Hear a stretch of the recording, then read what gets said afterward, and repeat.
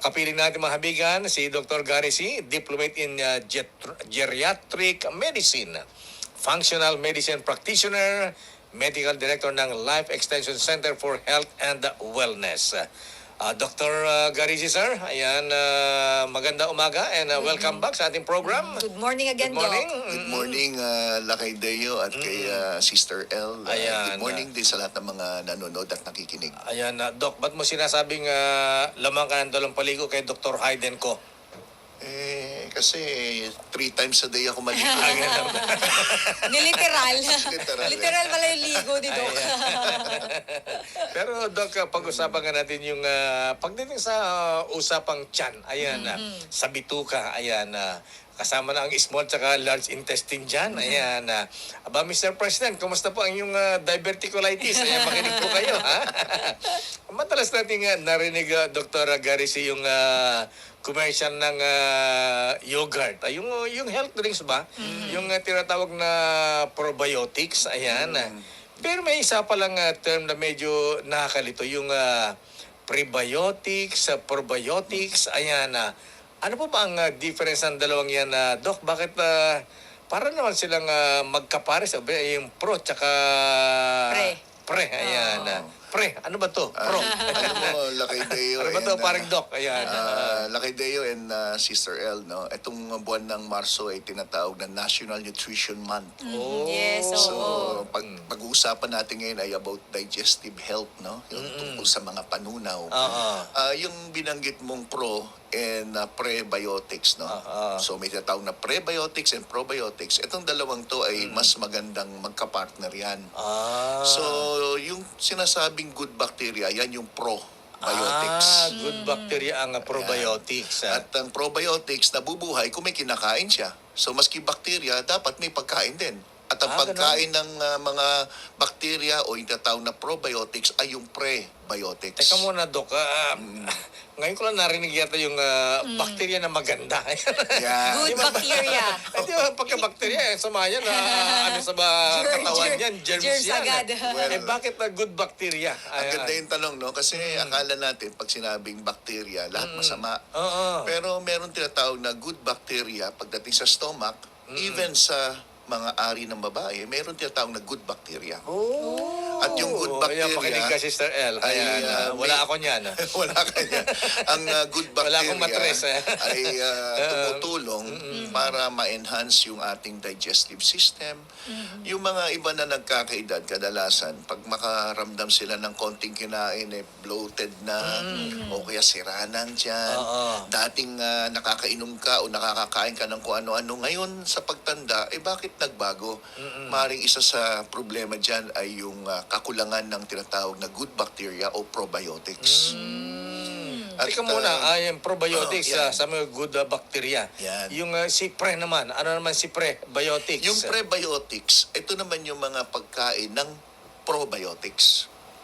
So, in short, ang mga bacteria ay parang tao na kailangan din kumakain para ikaw ay ma-enhance yung normal function mo. At ang prebiotics, ito yung mga kinakain ng mga probiotics. So, pag ano mga probiotics saka yung tinatawag na probiotics. So, yung prebiotics, ang mga halimbawa niyan ay saging, mansanas, ito yung mga fibrous na pagkain na yan yung mga prebiotics. digestible. Ayan. So, nandiyan na yung mga asparagus, onions, mga ganyan. Pag pinag-usapan naman yung probiotics, madalas natin marinig yung yogurt, Ayan, yung mga commercial na halimbawa na okay ka ba dyan? Diba? Okay ka ba dyan? Yung Speaking tiyan. of yogurt, ako hindi ako hiyang dyan parang sensitive ang tiyan ko dyan sa yogurt. Akala ko hindi mo gusto yung lasa. Parang ganoon na rin. Tsaka parang hindi hiyang ang tiyan ko dyan. Ayan. Pero may iba pa, kimchi. Ayan. Kimchi, okay yan. Kimchi. Lahat ng mga fermented na pagkain, like pickles, sa Pilipino, yung common na atsara, pwede yan. Ito yung tinatawag naman natin ng mga probiotics na magandang source of good bacteria. But kung may mga tao na, halimbawa, kagaya na sabi mo, Lakay, na sensitive ang tiyan nyo sa yogurt. O kaya yung iba, ayaw naman na maanghang na mga kimchi. Halimbawa, meron naman nabibili mga powder o mga capsule form na tinatawag na probiotics. Oo nga, ano yung, natikman ko na yan, nalasahan ko yun. May nagpakain na ako sa akin yan. Ay, sabi, ano ba ito? Parang powder na, powder talaga. Oo, nasa sachet na pahaba na gano'n. Tapos, Direkta mong in-intake. Oo, Yes, yan. oo. Sabi ko, okay to parang dinurog na choknat. Alam ko pulburon. Pulburon, yan, parang pulburon. Ayan, Yung mga yan, halimbawa, yung mga nabibili natin mga supplements, yan yung mga pwede nating idagdag o ipamalit sa mga ayaw nating pagkain na magandang source ng probiotics. So, kagaya nung binanggit nyo na nakalagay sa stick, halimbawa, sa shea. sachet na parang Oo. pahaba, parang stick. Maraming klase yan. Merong isa lang ang laman na bakterya, meron naman iba marami. So may mga nagagamit ako sa mga pasyente kong probiotics na 19 bacterias Oh. nandun sa isang Sa sachet. isang sachet. Oo. At ang combination nitong 19 Dok, sabi na mo, bacterias. good bacteria ha? Kasi Good pagka bacterias. Ayan, bacteria. Kasi, Yeah. bacteria. Ba't kayo kinakain yung bacteria? Itong 19 bacterias na to, yun yung dumana sa pag-aaral. Magtataka ka, bakit hindi 20 pa? Hindi pa binuo, rinown up. No? 19. But doon sa pag-aaral, 19 bacterias na nag-work sila. At ito ay usually na-advise ko sa mga pasyente, pwedeng one stick sa umaga, one stick sa gabi. Preferably, mas maganda inumin ng mga probiotics on an empty stomach. Ganun ba yun? Hindi yung katatapos lang kakain. Kumain ka. Kasi iba, mga gamot, di ba, kailangan may laman ang tiyan, ganon. tama. Yung iba naman, empty stomach. Yes. Yung mga instruction ng doktor sa pag-inom ng gamot o mga supplements like kailangan inumin may laman ng tiyan, kailangan walang laman ng tiyan o bago matulog, lahat yan merong reason. Ang number one reason ay may mga gamot siguro na pag ito'y ininom nyo, maaaring sikmurahin kayo pag walang yan. kinain. Tama. Kasi walang kinain. Pero may mga gamot naman na mas epektibo o mas mabisa kung ininom nyo naman na may laman ng inyong tiyan. Meron naman iba na ang absorption na apektuhan kung kumain ka muna kumain. bago ka uminom. At meron naman iba, mas magandang patulog ka na dahil ang action niya mas maganda kung kayo'y nakapahinga na at wala nang ginagawa sa buong ganun ba mag-araw. yun? Yeah. So may reason yung bakit gano'n ang instruction. Bago matulog, mga ganun, before bed, mga ganyan. Before action, mga Oh, may isang oras bago mag-action. No? May reason talaga yan. Pero ito naman, Dok, ano ba yan sila kaya? Pero sandali, Sister Ellen, bago makalimutan, ayan, ito ba mga probiotics sa Doc, nakagamot ba ito ng, kasi sabi mo sa tiyan, ayan, sa intestine yan. Yes. Nakagamot ba ito ng diverticulitis? Ayan, para sa presidente. Maganda yung tanong, no? Kadalasan, nagkakaroon ng diverticulitis yung mga may edad na, Okay. yung mga kinakain na hindi madaling Matunaw. matunaw, o kaya mga pagkain na kulang naman sa fiber na nagkakaroon ka ng constipation. So, itong kombinasyon nitong mga nabanggit ko, malaking may tutulong kung kayo ay kumakain ng prebiotics and probiotics. Malaking tulong yan. At ang probiotics ay hindi lamang para sa healthy digestion. Kasi akala kasi natin, okay ka ba dyan, yung mga commercial na ganyan, na isang bacteria lang ang laman nun, meron pong mga health benefits ang probiotics, hindi lang sa panunaw, no? Pwede rin to sa pang-control ng inyong cholesterol, blood pressure, yung inyong moods, yung mga medyo mainitin ng ulo, Ganun ba yun? even yung mga skin problem, malaking may tutulong yan. Talaga. Para sa mga nagme-menopause na medyo Mainit mainit ng ang ulo. ulo. Yung ulo. Maganda ito, Doc. Pwede Maganda rin. ito sa kanila. Okay. Sige. Dok, ano naman daw po yung mga sign na para malaman na yung ating tiyan ay hindi okay? At ano po yung, paano nila masisiguro na sapat yung nakukuha nating good bacteria, lalo na para dun sa mga lolo at lola natin, pati na rin sa mga bagets na madalas magkaroon ng digestive problems. Unang-una, yung mga kumakain na mabilis ma-bloated, yung palaging puno ang tiyan. Yung kinakabag. lalo Para mga laging, digay. yung biro namin sa mga driver namin dito pagka mabilis kumain parang driver eh. Hindi nang ginungoy yung pagkain, mga ganun ba? Yung, nilulunok na lang. kunting nguya, lunok, hindi na chuchu ng na maayos. Maayos, Yung pagkakaroon ng mga GERD o acid reflux is also sign na poor digestion. Yung tinatawag din yung na-impatso, halimbawa. Ayan. Nandyan na rin yung mga pasyente na kakakain lang bakit feeling ko kumukulo kagad yun dyan. Tiyan. Ayan, Oo. oo. Yan, common yan. O kaya yung pagdumi nyo medyo watery ng konti. Na hindi naman dati ganyan. Napansin nyo parang mamasa-masa palagi ang dumi. And yung nagiging sensitive na rin kayo sa mga pag-inom ng gatas, nagkaroon ka ng lactose intolerance na Ayan. dati naman hindi. Oh, maraming ganun, Yan. Dok. Bakit nagkakaganon? Yung isang enzyme kasi na ginagamit natin panunaw sa mga asukal na tinatawag na lactose ay bumababa at ito ang dahilan kung bakit nagkakaroon kayo ng lactose intolerance. So, ito mga to, lahat ito yung kahinaan ng panunaw eh. Kaya ginagamot natin yung dinadaing nyo. Like for example, uminom kayo ng antacid, uminom kayo ng yung mga sa GERD, pero kung hindi nyo naman i-enhance yung function ng inyong digestive system, parang para sa akin, useless. Kaya nga may tinatawag na mga doktor na specializing in functional medicine na kung saan isa ako kabilang ako is to improve the function of the digestive system, not only to give medication to the patient. Yan ang goal natin. Ayan. Ano naman na Doc Garisi ang mga simpleng senyales, mga signs para malaman natin na hindi masaya ating tummy, ang ating tiyan. Yung mga para nating matityak na ang nako nating ay good bacteria, ayan. Lalo para sa mga lolo at lola, ayan. At pa na rin sa mga batang katulad namin ni Sister El na madalas magkaroon ng digestive problem. Yung pagkain ng tama, number one pa rin yan. So, make okay. sure kung ano yung mga binibili ng inyong doktor regarding sa dapat at hindi dapat kainin, sundin nyo. Then yung pag-inom ng tubig, ngumuya maigi sa inyong pagkain, hindi pwedeng daldal ng daldal habang kumakain. Oo. At pag galit kayo, huwag kayong kakain dahil isa rin yan sa problema. Nagkakaroon ng indigestion. Yung iba, di ba? Dinadaan sa yung sama ng nag-stress loob. eating sila. Ang tawag Yun. niyan, Stress stress eating. eating. Ayan, oo. Then, yung pag-inom ng mga supplements, maaaring makatulong ng malaki, lalo na sa mga taong may nabanggit na mga sintomas. Oh. Pagdating sa probiotics, Doc, anong magandang yan? Kasi marami rin yan, maraming klase, di ba? Ano ba ang magandang dyan? Yung Food supplement? food, kaya natural na pagkain, Doc. Yung, ano bang pwedeng kainin? Well, kung kakain ka ng yogurt araw-araw, sa tingin ko magsasawa ka rin naman. Oo, Ayan, Kung ngayon, kakain ka Doc ba ng kimchi, siguro yung mga Koreano lang kakain ng kimchi kada kain, di ba?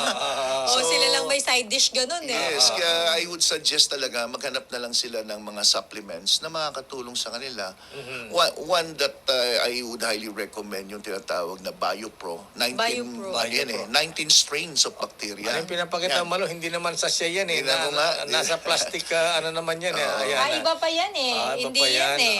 Hindi yan. Yung nasa sachet na nasa sachet, powder. oo. Actually, makikita naman nila sa mga mercury drug, no? At meron din yan sa mga e-commerce like Lazada, meron yan sa, sa Shopee, meron naman yan. Parang yung di ba, probiotics. Probio. Baliktarin mo lang yung pro-bio, naging bio-pro. Parang ganun lang. Yan lang ang hanapin nila. Tapos ano yun, Doc? Usually ba, paano yun iniinom sa, halimbawa, paano ko siya i-intake one sachet per day ba? Ganun Kung, wala. ano yan, di ba? Lakay kung for prevention lang. Wala ka naman, wala naman problema sa tummy. One sachet, pwede na. Usually, per day, I ask my patient na, i-cut mo lang yung sachet, diretso mo na sa bibig mo na parang pulburon. Ayan, parang pulburon. Ideally lang, mas maganda kung empty stomach o bago mag-almusal, pwede. O kaya kung payo ko, kung twice a day gagamitin, isa sa umaga, alas 9, isa sa gabi, alas 9 rin. Kasi yan yung oras na tapos ka nang kumain, Yes, nagbigay ka ng mga ilang oras para i-take itong mga probiotics. Ba't tinatawag na healthy gut ito, Doc? Kasi ang alam ng mga tao palagi pag pinag-uusapan ng mga probiotics, prebiotics, para sa stomach lang. But other than that, meron pang ibang gamit yan. But majority, ginagamit yan for yung mga siraang tiyan, nadudumi, o kaya nag-LBM. Ako, this is very important na ibibigay kong message sa mga nakikinig. If you're taking antibiotics, Aha, at yan. napansin nyo, pag inom nyo ng antibiotics, anumang klaseng sakit na binibigay ng doktor yung mga antibiotics, at napansin nyo, ba't parang nasira tiyan nyo, o humihilaban tiyan, o kaya pag dumi nyo, parang nagdadayariya ka. Ang isang reason dyan ay yung antibiotics napapatay yung good bacteria sa stomach nyo. Yan ang pinaka, So, if you're taking antibiotics at nakakaramdam nitong nabanggit ko, itry nyo mag-take ng mga probiotics at makakatulong na malaki yan. Itong probiotics, parang antibiotics din pala ito, Doc? Parang ganun ba yan? Ang probiotics ay hindi antibiotics, pero Tonic Bank, loans and deposits. at yung bacteria na yan, yung tinatawag na Helicobacter pylori. It's a bacteria. But ito ay kakampi natin kung tutusin. Pero pag sumobrang taas ang bilang, doon nagkakaroon ng problema. Itong bacteria na to nagpo-produce ng acid. At the same time, ito yung umuuka sa inyong stomach lining. Oh. Kaya nagkakaroon ka ng tinatawag na ulceration. Ganun ba? Kaya nagkaka-ulcer, mga ganon. Yes. So yung pagkakaroon ng ulcer, yung salitang ulcer, ibig sabihin uka, pwedeng dahil sa nagumpisa sa hyperacidity, mataas ang asido, inukan siyan. So magkakaroon ka muna ng gastritis sa umpisa. Pag hindi mo napigilan, yung gastritis na tinatawag kong gasgas lang, pwedeng maging uka, kaya naging ulcer. Yan ang storya. Nagagasgas ang intestine. ang Hindi uka. pala yung Doc dahil sa pagpapagutom. Yes. Yung paggugutom ay isang dahilan. Pag nalipasan Kasama na ng rin yun, gutom, dahil tumataas din ang asido, pwede rin mga side effect ng gamot, pwede rin too much stress, at depende sa kinakain din. Ayan. Yan Lifestyle pala talaga. Lifestyle. Ayun ang sinasabing sister na happy gut ay katumbas pala ng happy, Happy life. Ayan. Yun. Parang happy wife din. Ayan. Siyempre, pagka happy wife, pagka may pira therapy. Ayan. Kasama sa package yun. Nakarelease si Sally. Yung pag nilalagnat lakay, tinatapalan ng libo-libo. Ayan. Pira Pag therapy pag yan. masama pakiramdam, magkano? Kung may masakit, tapalan lang 1,000. Pero hindi lang pala basta busog. Dapat ay busog din sa tamang bakterya ang ating bituka para iwas sakit, Doc. Ha? Right, Ayan. At bilang pangwakas, Doc Gary C., ayan, ano ang yung golden rule para sa isang masiglang digestive system natin, ha? At para sa mga gusto magpa-check up, humingi ng payo, ayan, saan po kayo maaring makontak o kaya mapuntahan? Ba't ganun? Dr. Gary C. Ayan. Lakay at Sister L. Bakit gano'n yung tanong mo? Ako'y pwedeng matagpuan. Saan po kayo matatagpuan? Ang aking clinic ay may pangalan na The Life Extension Center for Health and Wellness. Ba? At ito'y matatagpuan sa Quezon City, sa likod lang ng Philippine Heart Center. Oh. Nandun ako sa 127 Malakas Street, Ba? Diliman, Quezon City. Kung Ayun. meron pang gustong magtanong ng more details, pwede nyo po akong sundan sa aking Gabay sa Kalusugan, Dr. Gary C., Facebook, YouTube, and TikTok. Andun yung aking mga Ba, may TikTok details. ka rin, ha? Yan. Ayan. Hindi ako active. Sobrang active ni Doc sa social media lakay. Yan. Pagka naka-probiotics ka ba, sumasayaw ka rin ba sa TikTok? Ganun, Minsan depende kung may request. Ganun ba? Ang mga followers. Ano ba sa ni Doc? Ano ba yan? Sweet, tsaka very sweet. Hindi yun lakay. Ibang Ayan. trend sa TikTok eh. Ganun ba? Oo. Wala akong Pag malay sweet sa... saka very sweet, walang nanonood. Oo. Ganun ba yun? Walang engagement yun lakay. Oh, di dirty dancing na lang. Pole dancing si Doc. Pole dancing ako. Ayan, anyway, Doc Gary, sir, ayan, maraming salamat. Ayan, Maraming salamat. uling mensahe sa ating mga listeners, lalo na mga Gen Z, seniors. Mga Gen Senior. Well, karamihan ng mga sakit ngayon ay masasabi natin na lifestyle problems. Ibig sabihin dahil sa kinakain, sa sobrang stress, kulang pag-inom ng tubig, anger management, kulang na kulang. Mga tao ngayon maintang ulo. At ito ay wala pa rin pinagbago. Maaaring advances ng ating mga science and technology, pero pagdating sa diet and exercise, yun pa rin ang basic. Ayun. Lifestyle modifications. Ayan. So, ingat. Doc Gary, maraming salamat. Maraming Magandang salamat. umaga po sa inyo. Thank Ayan. you. Thank you very much. Thank you. Your, Thank you, Doc. your business is